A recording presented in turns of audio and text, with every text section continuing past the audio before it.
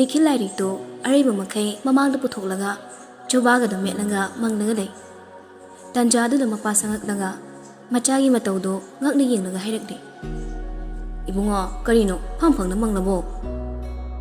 Nikhil do tabi basanate mangduna do maklei. Hey ibungo sukta hektaba kauba leite. Hanakti Nikhil gi mapa do khonjela do khara kantakna kaurakli. Hey ibungo sirabane nangbo. Aha kana sireba. Mapa gi kokaudu da Nikhil do khangpreka khangnaga chair do ne kaine putru heta on thorakli. Siri haibati sirbran hangba. As baba kari kokongno dubo. Khwanga siti abra ka tawrina. Telakini tumdana manglaba khwang na teko yam telakidori yam kairakidori. Nikhil sukto langa anaba khangli. Nasa siti aga kairaga nupi thi khangdabodro babana pamjaisa. Adugumba nabu phatabdo tawnuba yumsina thantagi hewodi khakyarui. Ba nei ni chade ngaiko isabu nupi koirabrane. Nikhil do ikairap kasu tawri poni. Masam na makutuna haifet kanalanga koi jede baba koi gidi haikre. Mapa na lukhang da phaklang thari. Mi usitaba. Asi hairam naga thokre.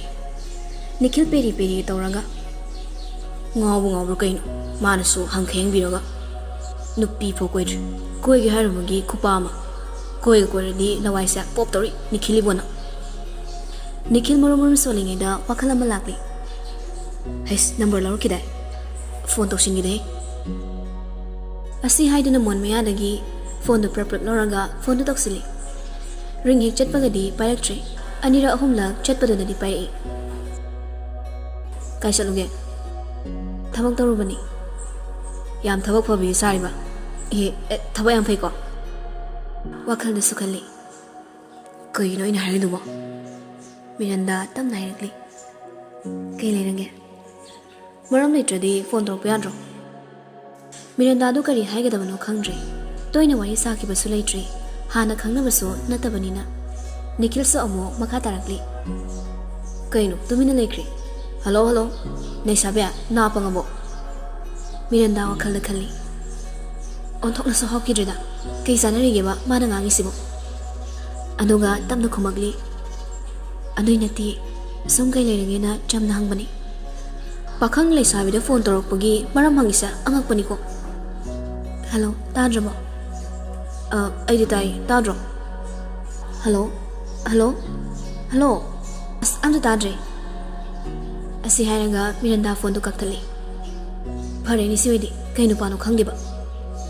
Nikhil na as masigi ne waksi suba akoi baba ga chabe mane hewane.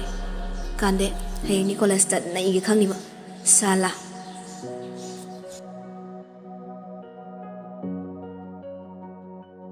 Somdana Sunita macha sing de porok soli. Asaw bodu mayim do ina hithari bane. Macha sing de karim taide. Matom ta gai trimalada mai hoke sauri.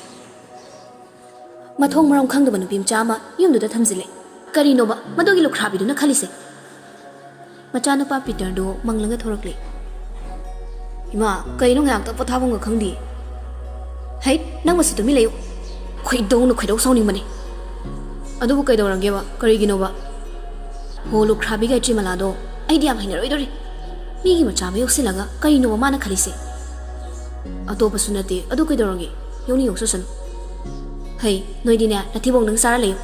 Karim ta khangoi noidi. Mina masayo oga imane so tori du kai gino. Maram du di hayuduna. Ibungo noi so anthok na pangkreda ko. Imung sida holi basorsa kai su khangma ngam deba. Ado baba kari no haiba. Sum chaga sar ngang leido taning di. Mama do kon khra pikthara ngairegli. Yengo. Nama bo ki property. Napasong na thamlami ba myam se. Masa fangi leitre do. Hojik di khuding ma lai za haibi sigi oi khidra asuk yam balan thum mayam sibo likoi gi sunata basina phangkhrani ain haidi noidi aseng ba ini do noina phangpham thoi draba ado dum oi kitam ni kain adu dane aina noisa pangi na haise ado eranga na nosun cry bro mi tani bungo na saidi gi wari taramba macha to Michael mi hat pasibo araiba thabok ni khaliro Peter Aduna tradi ke upai legi mi hatrasu laizadu mayum pankradi yari kaino Sunitana mabu kanana ubidoino adugi sumathakta singdok singlaba nupini langina mabokto hana property khudingma laizagi mingda loina palamani Michaelna adudi kamdoba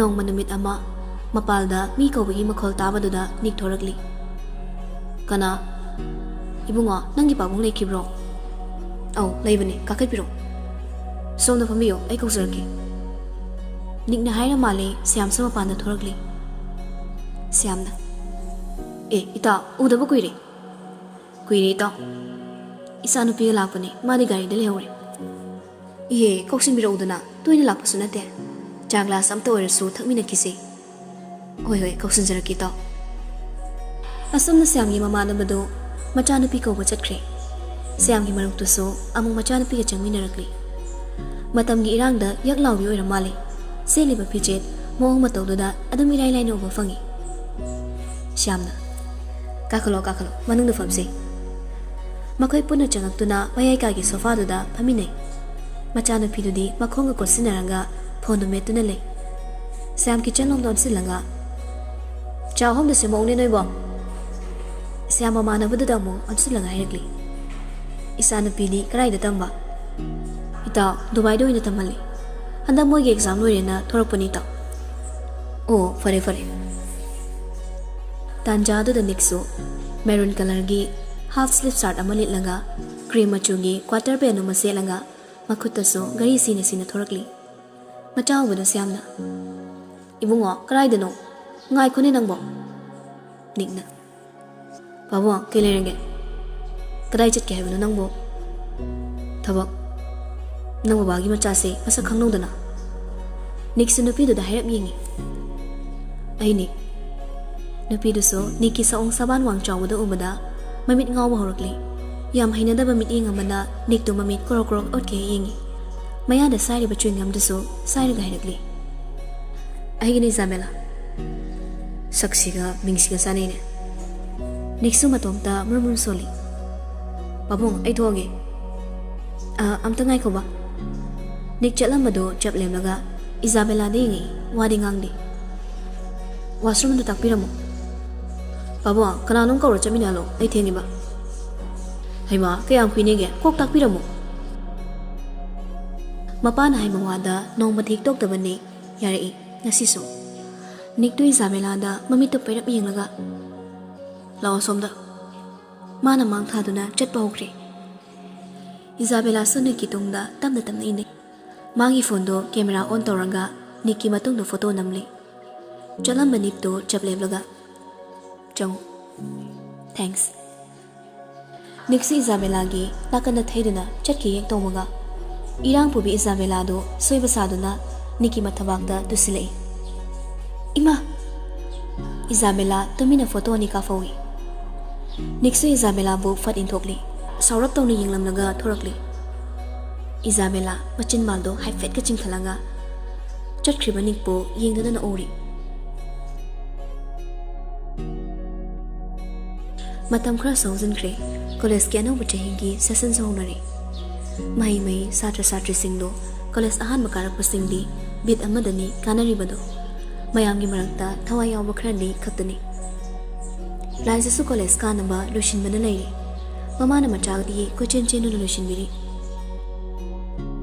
Sese si frisililo Nangi college satpada litnaba imana nale bibani Ma siriyam phazaye Noi hosikan gi singaktani chanari se Ichari kuchu pan manina machu sidi yam paksani lisilune Laisa harau na purit to loranga lisili adu gairegli Pasamrama Gaitri malaso momonok la gairegli Pasare ichari gi henba kana sulaitre Laisa mana likliba furit aduda non tharaga yingna ngokmi no miga satori Ima ai chalangi Tada sakhen dumo makana lera matrong Leirabani Ima na ngasa ani haikrabani Gari su singkrabani Gaitri mala machagi makut chiktuna manam nambi Asumna laisa du thoklagi hairam laga mapanda thorakli Sakhen na mabu ngai duna leiramli Laizasu purple gari do kakali.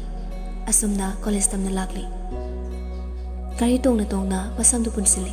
Nasai makai do choli haiduna thadok tu na lakpuni. Asumna college yorokli. Laizana.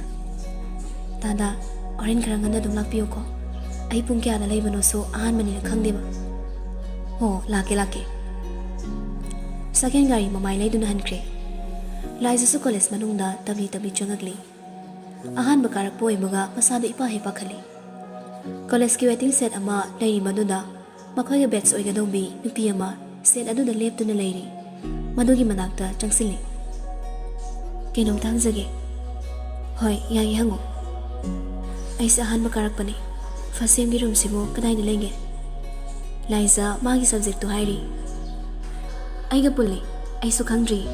Ichi malai akoy mabuki machanupi. Mangwanda taan gi na ngai ni. Ado ibani tina sayamra. Ang yai. Kay min ko ginang gide. Nang di masak siyang fasay. Laiza kawai nang gide. Ay ginamira. Ado nang phone na mapiro. Kay gumamahang nga siya na ba. Ay di phone pa di. Nang yun piro. Ay horin imada kita roke. Hoy ay. Mira sumagi number do chezit amada inaga Laiza da pirakli. Laiza sumiragi number do magi bag manungda hapchili. Ichilai. Laiza haifet mangakto thangalaga yengli.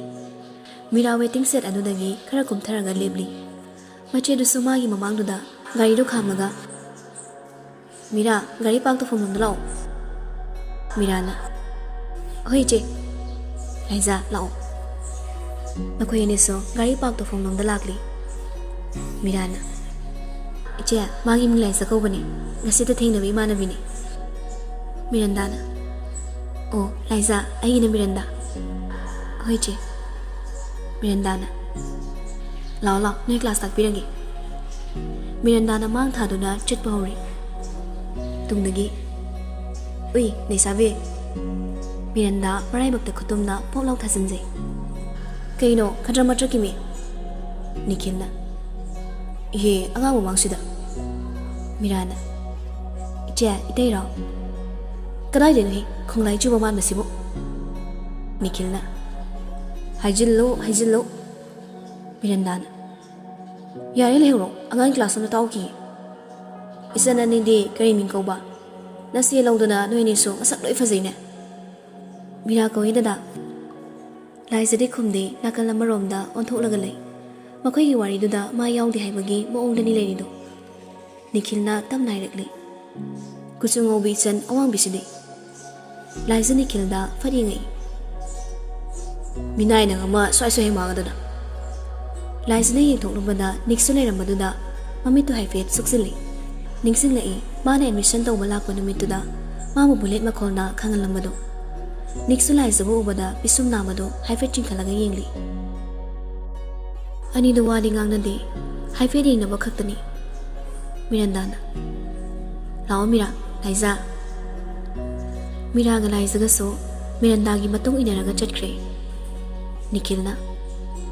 Manaw pini se noy ni try toksilo na. Nik na. Minnay sakta thi. Nikhil na. Ay gi saksida na tro. Budru kenari se. Som na Miranda do classroom da takbiram laga chatkre. Mira ga Laiza ga so room adu da changlak paga mari kya masu sani. Mira na. Ado nang phone pai da bado nungai ti ama payo ba. Laiza na. Ai di miso kaya khang na di ado na phone pai raso pai draso chama nei. Ado iso ibani khang na rasidi. Hoy pai budi pai ge khra lai ranga. Laiza nangi samdo kamai khai no. Yam sangi go tingsam tingi. Permanent to bro. Masagi ni nang susuka kaktabi adum khao. Ai diam haina deba. Mina khakpadadi yang mamsaba. Isada khakpasa yang paktabam yawiba. Laiza do haifet nonglaga. Pakchani aina duk yengbuda khangi. Matang aduda oza su sangakli. Klasu matang haure.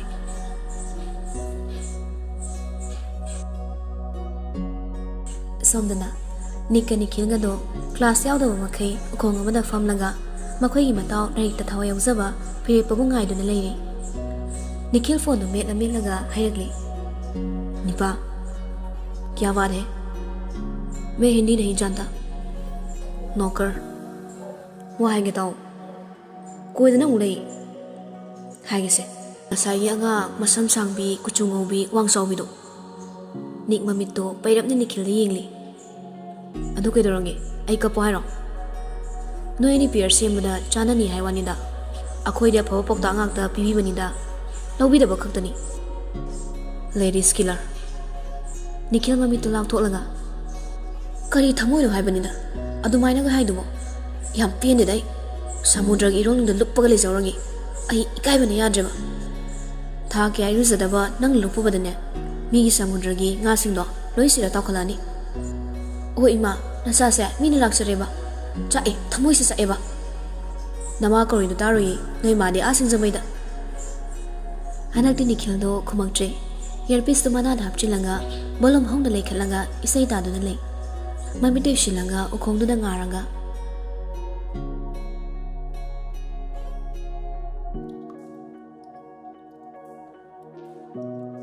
करिनो आइबो इसी मंगा हिजलेमी मांगिसे नंगना नतिये आइसु मांगिबनी खरा मांग खरा तोंग हाइदुनी सुनीता को मतब अमु उमसिलंगा ngasi de ngi dawsi khara kapi henmali ko nang lai tong ma kainom tawri daw ni bema peter do imong dagi thorakli mama gi manak te lepaga ima lising tara da piu kai gi pesa no peter makhazai do nan bai khot bai toranga ima na bi birthday lei he mi gi birthday do nang na silu gi hairo as na te ba ima side gift lai na bani यामे इसी मंगा लो कदाई ददा अदुदी यारुई सुनीता मख्वांग की पैसा खरा लौथोरगा theory से लिसी मंगानी अस इमा मंगा मंगा पो हाय लेते लेते चलो पीटर से तन्ने मांदे तौरुना चटख्रे हौरसे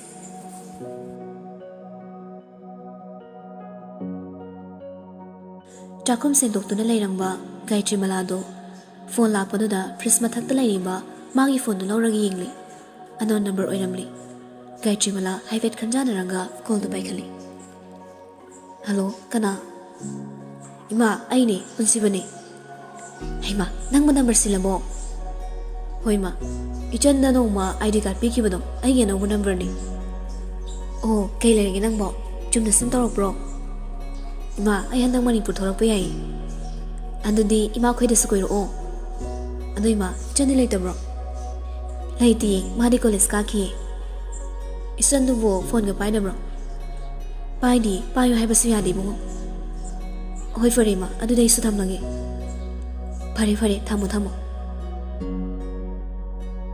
फोन थमखिबंगा गायत्री मलासो मागी हानगी मथौदुना मखा चथख्रे सोमदना फिरे पेक थोरकपगा मखोय होमदो कैंटीन पुला फमली निक आईसी संगनुबदा मामा मेंशन तौरगा फोटो अमा अपलोड तौरमबदो थेंगनबदुदा ई खंगा करकली मम्मी तो हाइफिट खुजिलंगा फोटो दुदा मु येंगली कैप्शन दना थारी विथ माय लवर फोटो दो अपलोड तौरिबदो अते कना सुनते इजाबेलानी निक कैंटीन दगी थोगलगा मपान थोरकली खरा लापतकना थोरकलगा फिरेपना ए कइनो सिना निखिलना ngawrmani niktu Isabella gi number leitaba number oiranga IC da oina direct call tawsili Isabella supai nikna 54 minutes mi khra di okre farene ai ngak pirangi hojimo sasako kuina fantharano Isabella do khangsina da hairakli kai oirabano maitai lona haise maitai macha moina ngangbada khra gyan tanase ai khangdre nang haido tapna ngang manik do sawulai phing hairakli napa noi napa nupi ne khra fathabi bani yadradi respect karakani nupi amo oraga aduk ikai ba khangdaba lawai nupi he nang nei gi papan ma matiklo ai bu lawai nupi kaina sasako hari kansida yam thuna ko natradi ne kya dungai roi napa koktang du haibiradi napi du sadum sinthani adudi aina haiba myam daba yari ka ani Yadre, 1 hour amuga thamkidaba. Kaino? Hazu unase. Ni khonjala do khara kan khalakli. Isabella, adu ikai khangrido karambana mai pangi. Nupi ama oibagi khazakta bolem saba yawdaba. Thuchai nangu nupise. Tase nangwe. Isabella na call do kakre. Nick sor no mapi sang no tok langa lepdun le. Asaw na masado langoi sansinkre. Phatha na mo na zai. Adobo awaba moire. Phone pocket to da hapsin langa canteen lom na changakli. Thongzil do da kanago mamada hek thingziloi. Nupi do ising thakla mo oina male. Maga thamjina maduda magi pret to da ising loina hizile. Bottle su makha da ta ki do da magi khop to da loina hizinkre.